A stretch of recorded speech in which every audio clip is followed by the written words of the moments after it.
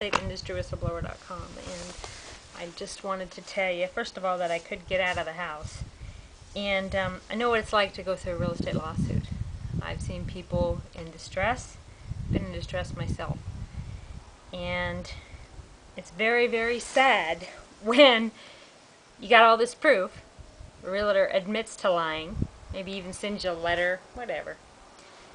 And you end up with a house that doesn't have lake access, or you end up with a house that is certainly not what was represented in the advertising or the MLS sheet or what was represented to you when you walked through the home.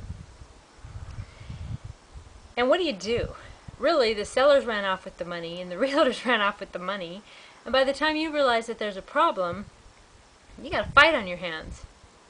You know? It's sad.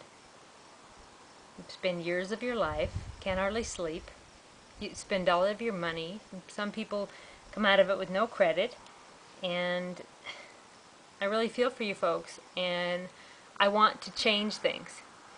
Realtors email me every day, so do people. Well, not to say that realtors aren't people, but so do consumers, and realtors tell me that this stuff isn't true, that I'm lying, that insurance, it's to protect the consumer as well as the realtor, and that these things aren't as bad as I say they are, and I shouldn't generalize that all realtors are bad, and I'm not. But boy, when bad things happen to real estate consumers, everybody runs, don't they? So, I feel for you folks, and email me, Crystal, at crystalcox.com, and tell me your story.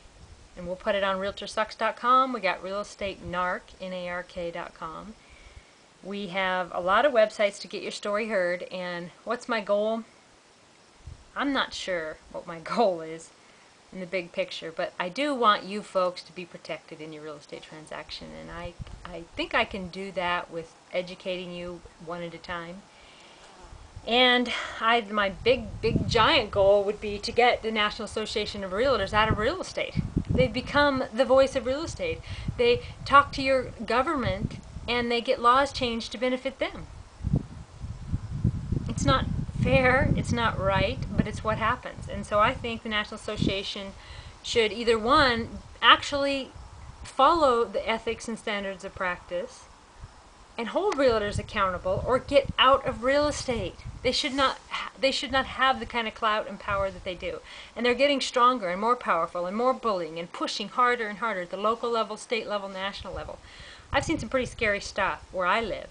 I've read about stuff in other states and towns where the realtors have pushed their way on for zoning issues or all kinds of issues. They push themselves on local planning boards.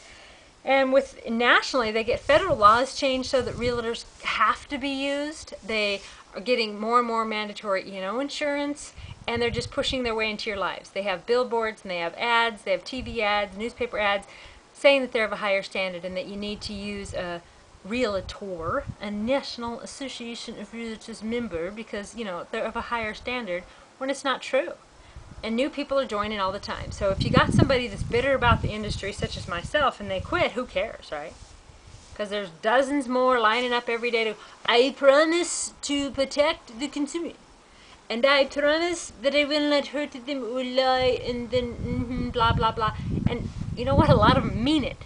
They really mean it.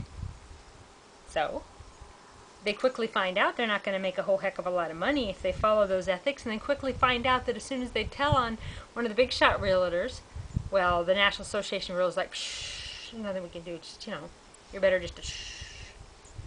But if you really want to create a stink, get an attorney. Good luck there. So I feel for what you consumers are going for, those of you out there going through horrible lawsuits. I've had several emails in the last few days. Nobody under 2 years. What do I mean by that? I mean they've been in a lawsuit at least 2 years minimum already. Today's email was over 3 years. Ran out of money. Of course, that's the point of E&O insurance. That's the point of the National Association of Realtors, to run you out of money so that they can push you into taking whatever they want you to take, or nothing at all. That way you won't tell on them, right? Oh, let's see, well, how about you just take $20,000 and then you sign here that you won't tattle on us, and then nobody will know, everybody will think that we're of a higher standard, and well, we're not. And there's all kinds of tricks that the Association of Realtors, the E&O Insurance, the real estate attorneys, and the system, the real estate industry does to hold you down and keep you down. And the real estate consumer is actually powerless and helpless.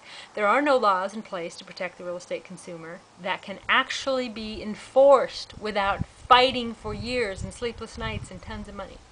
There's no ethics that are even tried to be enforced. The MLS data is not police for quality control. I don't see the National Association of Realtors as any higher standard of all.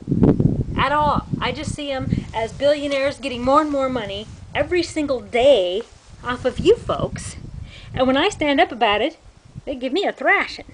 Well, I may be a hillbilly, and I may be ignorant in a lot of ways, and I may not pronunciate right or dress right, but I'm a broker owner. And some good people helped me to get that way, and I feel like that I owe it to the world, to you folks, to the real estate consumer, to give back. And how I'm giving back is trying to help stop even one of you from getting into this situation, and maybe even helping some of you to get out of it. So, email your story to crystal@crystalcox.com, and check out realestateindustry.whistleblower.com. Have a great day, and I'm thinking of you folks out there. Take care.